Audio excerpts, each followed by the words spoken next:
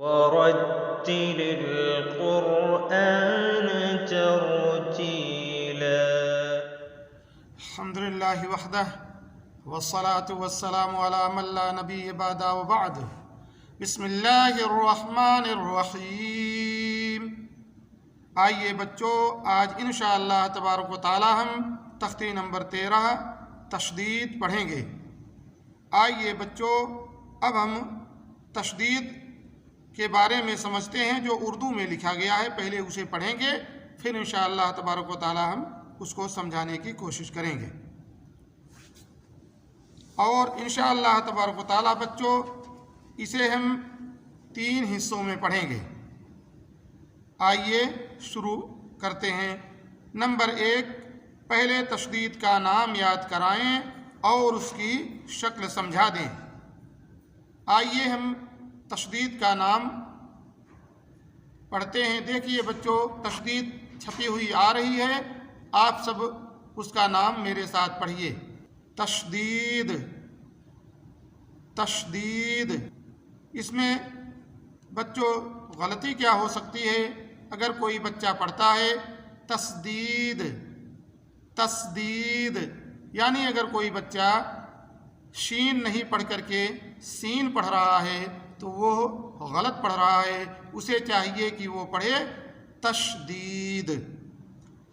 Number 2، پھر بتلا دیں کہ جس حرف پر تشدید ہو اس کو 2 مرتبہ پڑھتے ہیں، ایک بار پہلے حرف سے ملا کر اور ایک بار خود اسے. یعنی جس حرف پر تشدید ہوتی ہے اسے 2 مرتبہ پڑھا جاتا ہے، ایک بار اس سے پہلے جو حرف ہوتا ہے اسے ملا کر، اور دوسری مرتبہ اس حرف پر جو حرکت لگی ہوتی اس حساب سے اسے پڑھا جاتا ہے. نمبر 3، تشدید کی آواز میں ایک قسم کی سختی ہوتی ہے.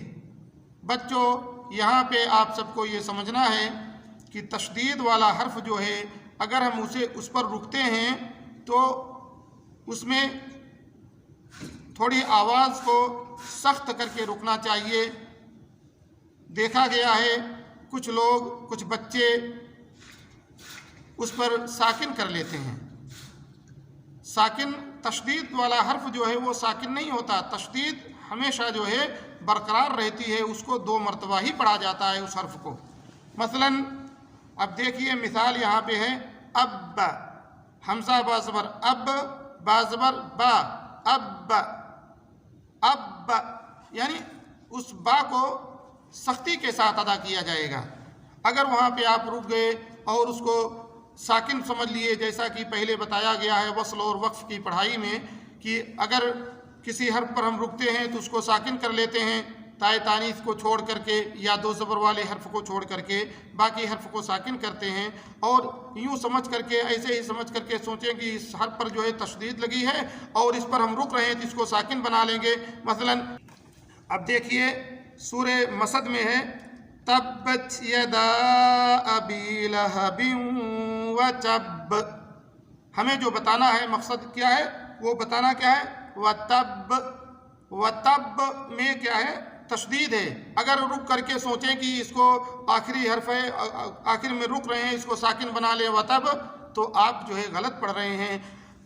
تشدید کی آواز میں ایک قسم کی سختی جو ہوتی وہی ہے کہ جب تشدید والے حرف پر یعنی مشدد والے حرف پر ہم رکیں گے تو اس پہ کیا کریں گے؟